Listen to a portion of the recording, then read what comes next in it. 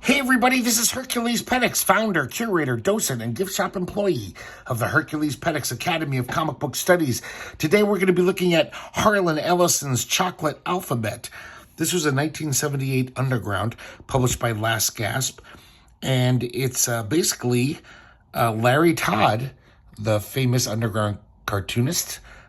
Probably his most famous creation is Dr. Atomic, but also did a lot of science fiction cartooning. Larry Todd illustrates 26 short stories written by Harlan Ellison, A through Z, from the alphabet. So one story representing every letter. And the title of each short story is a letter of the alphabet. Start off with a kind of luscious Larry Todd painted cover. This is kind of salacious looking. It looks like if Georgia O'Keeffe painted chocolates instead of flowers. There's something very, sensual about that. So on the inside, front cover and back cover, Harlan Ellison does an introduction. And he writes about how this comic came to be. And I guess in the 70s, there was a science fiction bookstore in LA called The Change of Hobbit. And I guess they weren't doing that good, like probably most science fiction stores. So Harlan Ellison, kind of as a promotional stunt, agreed to sit in their window for a week every day with a typewriter, and he would write a short story. Here he is. Larry Todd draws it. Sometimes he was there till 11 o'clock closing time, and it was night out. And but then he came up with this idea, because technically the story is called From A to Z in the Chocolate Alphabet. And he came up with this idea. So I think like 2 or 3 of the days, he wrote a lot more than one story a day. He was trying to finish all 26 letters of the alphabet. So like he'd write like 12 stories in one day. So this is all drawn by Larry Todd. Even these little illos here. Continues to the inside back cover, and we have a short afterword from Larry Todd.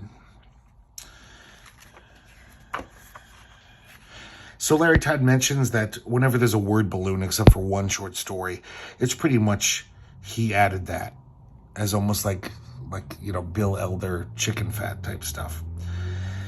But for the letter S, Harlan Ellison wrote the balloons as well. So each story is like a chocolate representing the story. A is for Atlantean. And this is just about Atlantis and how, they adapted. They knew that the earthquake was coming. That was going to sink their civilization. So they altered themselves genetically so they could breathe underwater. And they had this wonderful civilization for all this time that mankind could never find. But one day, some human ship drops a radioactive canister in the heart of the city that cracks open and kills all the Atlanteans. So even though God and nature could not destroy the Atlanteans, the inheritors of the earth did. Here's B is for breath death. This is just about this flora that grows on every planet except for Earth. Lucky us, because it's this incredibly poisonous thing. Even looking at it will just make you hemorrhage and start bleeding from the eyes. It's a very bizarre flower or a weed. And apparently, though, some civilizations believe that if you can distill the juices from it in a certain way, it will give you eternal life. But nobody succeeded. It waits. Basically, it's just going to kill all of mankind or all of every planet's species. C is for Cushio. Cushio was just this guy who was just a savage person. Even at like 12, he was murdering people. By the time he's like 21, he's already conquered a continent. And then he takes his mercenary army and goes into the stars and starts conquering galaxies. So finally they stopped him. Everyone teamed up, and they put him in amber, and they buried him on their home world. And but he did all these things to himself, like he's half robot. He's basically eternal, and he would live forever. So now we see, like, thousands of years later, this other alien civilization doesn't know anything about him. They're chiseling him out of his amber. So it ends with a foreboding little twist.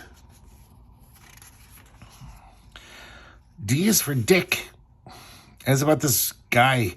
He's just a sick little troll-like person who just writes these foul things that if anyone were to ever read, it would probably poison their minds. And he's so, like, just gross. He's becoming half mushroom. And one day they will find the books written on endless walls. Because he's like in this cave, basically, in a grotto. And he just writes on the walls with lizard blood. And one day they'll find his face, tormented face, growing in the moist soil of the underworld. Elevator people. And this is about just how all those people on elevators that just stare straight ahead. There's actually, like, in a lot of buildings in America, the elevator goes below the basement. And there's these caverns there. And if you ever make the mistake of hitting the button a few too many times, the B button, you'll end up in these caverns and it won't go well. Nobody's ever come back from that. F is for Flenser. And Flenser is just about this type of paranormal. And they're almost like these kind paranormals. They're empathic. They see all the anguish in those who pass and wipe clean the slates of tortured minds. So basically he says, have a care and be kind to the, babbling old ladies and mumbling street people. Because they're probably Flensers. That's why they're bugfuck crazy and they're, mumbling to themselves. They're in constant psychic pain because they're cleansing your psychic pain. G is for Gollum. The Gollum are Goyim that always wanted to be Jewish, but they never suffered enough guilt. So that's just Harlan Ellison just making a little joke. H is for Hamadryad. And Hamadryad is talking about, this story is talking about how the mythic origin of the word, not just a wood nymph from mythology or a serpent from India, but there's another meaning of the word, and it's a tree.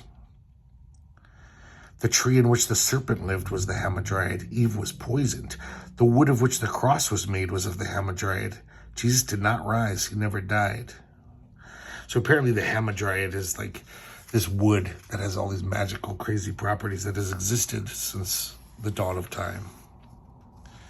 When I should mention that this guy apparently is trying to chop some Hamadryad wood on his bandsaw and chops off his hand. So basically stay away from Hamadryad. Stick to oak. I is for Ice Crawler. And this is a little sci-fi parable where the white seals, after, centuries of getting killed by man, getting clubbed and turned into fur coats, they finally figure it out. And, they kind of hide for a while. And they learn the lessons that man taught them. And they realize that they're going to have to start hunting humans, putting themselves on top. And so we see this future where the seals rule everything. And she has a hat made from a human face and her coat is made from human leather. She's got a little human, like a dog on a leash. Kind of weird. So cute, that seal. J is for Jabberwock, and Jabberwock is this demon that lives in this temple. It's a monastery. The monks there worship the last Jabberwock. It's a fearsome creature. And they try to mate it with all kinds of different animals. They've tried everything: swans, ibis, jackals, and even human beings. And this Jabberwock is so fearsome And, but it's just this horrible life he leads. And at the end it says the Jabberwock wishes it was dead. They don't even realize it's sentient. And they're basically torturing him forever. K is for Genghis Khan. He was a very nice person. History's no record of him. There's a moral in it somewhere. So just another little joke. L is for Loup Garou. And this person, they're an immigrant from Czechoslovakia. So they recognize, because they're from the old world, you know, Eastern Europe, they recognize this roommate moves in next door, and he can tell she's a werewolf. Telltale signs. She has a funny way she walks, an S curve of the spine, hair on the palms of her hands. So he gets ready. Sasha gets a rifle, and he melts down all these 25-cent pieces to get the silver, to make silver bullets. So when the full moon happens, the werewolf neighbor breaks into his house. He's ready, though, got his gun, and blows the werewolf away, or thinks he does. And the next day, we see him just totally savaged. The coroner can barely recognize the body parts. It's like, holy shit, it looks like he went through a blender. And because we find out that at this point in the 70s, most quarters barely had any silver in them, and Sasha wasn't aware of that. So his silver bullets just had like a 1% bit of silver in them. M is for Moo. One should always wear one if one has more than 6 or 7 arms. Just trying to be funny, I think. Shows a post-apocalyptic landscape. This is a really nice Larry Todd sci-fi art. Pretty fun. N is for Nemo. Sorry. N is for Nemotropin. And this is a kind of longer one. And it's basically about this world. They're kind of these crustaceous lobster beings. And they're just like the worst creatures in the galaxy. No one will even trade with them. And they're just violent. And they're, evil. And every year they have this competition to find basically the worst of them. Everyone fights each other until it's narrowed down to the last one, the biggest bastard. And then, once a year, this like kind of interstellar charity, millions of years ago, thousands of years ago, started. They figured, we'll take one of you and take you to the civilized planets. Since you're kind of stuck here, nobody even visits you. One of you will get to go, and we'll transform you into a human-like being, and you can get away. What these humans don't realize is that these guys have started this competition a while ago to basically foist off their worst member, someone that even they can't stand. And of course they show what one of them becomes, the president of the United States. There is an explanation for Attila, for Cortez, for Manson, and Nixon. Because I guess every 100 years, Earth has sent the worst of the worst to live amongst us. O is for Ouroboros. Banished from the earth, the great worm coiled and went to sleep. One day he will awaken. Then the moon will writhe. So apparently there's this giant, monstrous serpent in the moon just sleeping. And when it wakes up, we're all fucked. P is for poltergeist. And this is just about how this old baseball player, Fred Morris, he was an amazing player, but nobody even remembers him today because it was during the Black Sox scandal. So that kind of overshadowed just the normal news reporting of sports that year. And he's kind of haunting this stadium to this day. He just loves the sport so much, he can't move on to the next plane. Q is for Quetzalcoatl. And it's just about Quetzalcoatl. R is for rock. So this one it says rock is for R.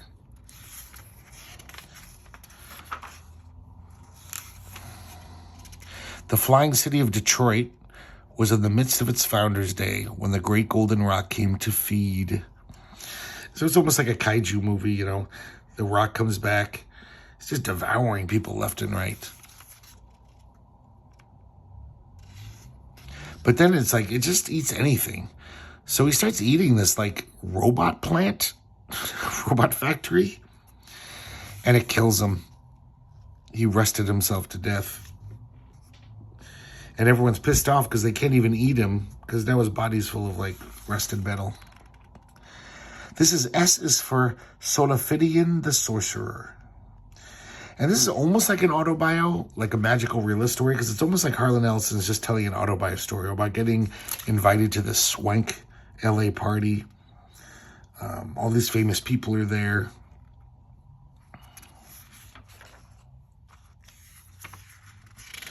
And then the evening's entertainment is the sorcerer. Solifian, or however you say his name. And he's amazing.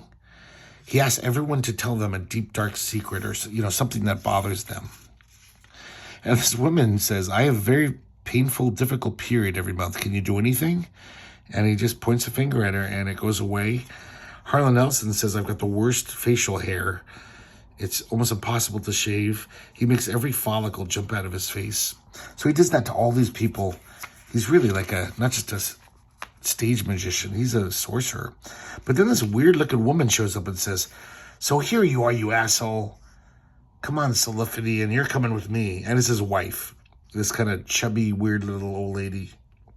And she drags him by his ear. And I guess the moral of the story is just like, to this day, I'm always amazed at the magic that women have over men.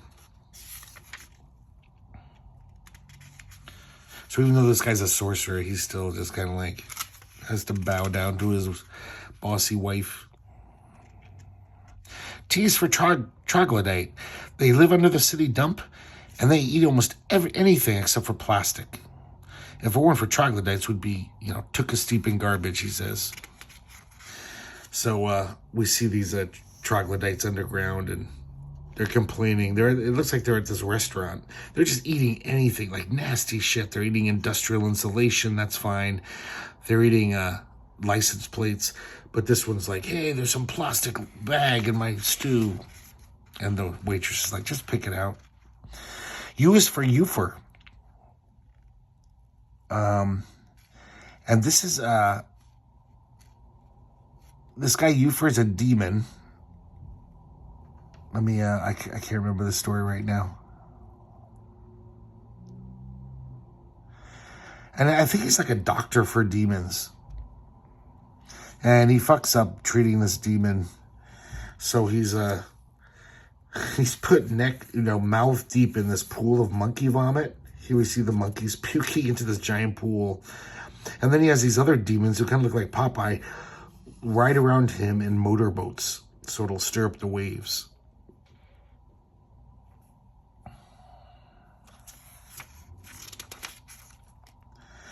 Yeah, Larry Todd's a fun cartoonist. I like how he has different styles every page.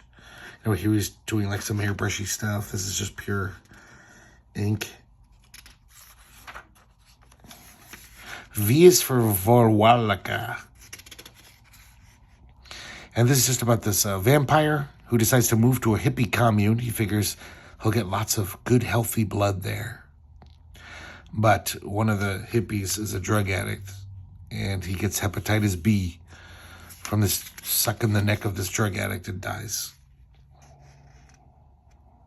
W is for Wand of Jacob. And we see this old guy in the city who's lived in New York City his whole life, Alfred Jacoby. And even in the 70s when crime was insane in New York City, he'd just walk around anytime, anywhere. Central Park, midnight, people would tell him, you're crazy. But he was never bothered, never mugged or nothing. Because he's got this cane, it turns out. So one night, he's down in the subway and these graffiti artists attack him or try to attack him, and he just waves his wand at him and a big bright light flashes. And he was alone on the platform once more. And the graffiti artists, we can see them here. They became paintings on the wall, two-dimensional paintings.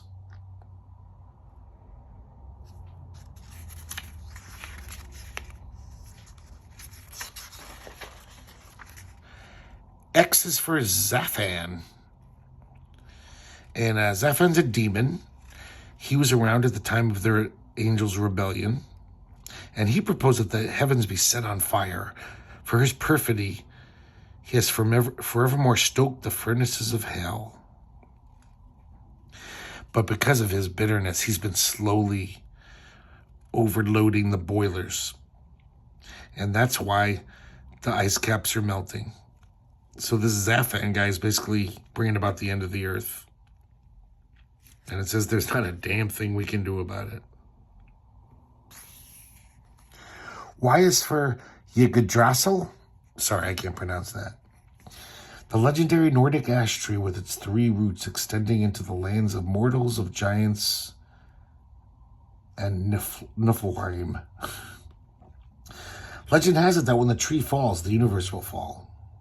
Next Wednesday, the State Highway Commission comes through that empty pasture with a freeway. So another little foreboding ending. Z is for zombie. And this is about Howard Hughes. Didn't die in 76. He actually died in 68. And it's this crazy, like, conspiracy-laden story. And, but because he knew Mama Legba, the voodoo priestess, she brought him back as a zombie. So those last 8 years, he was a zombie. But then for some reason, Fidel Castro is, he sends some of his soldiers, and they're going to take care of him once and for all. Because I guess to kill a zombie, you gotta sew up a dead chicken, stuff a dead chicken in his mouth and sew it up with twine. And you gotta pour sand in his eyes. So they took care of Howard Hughes. And here's I love this back cover. This is the painting that inspired N is for Nemotropin. The 2 lobster-like beings fighting each other to the death. Really nice Larry Todd painting. So that's it. A very curious, weird little underground. Harlan Ellison's Chocolate Alphabet. Probably, I think, the only underground that Harlan Ellison contributed to. One of a handful of comic books that Harlan Ellison contributed to. Not many, even though he's a big fan. So I hope you enjoyed it, and I hope you return to visit the Herculespetix Academy of Comic Book Studies.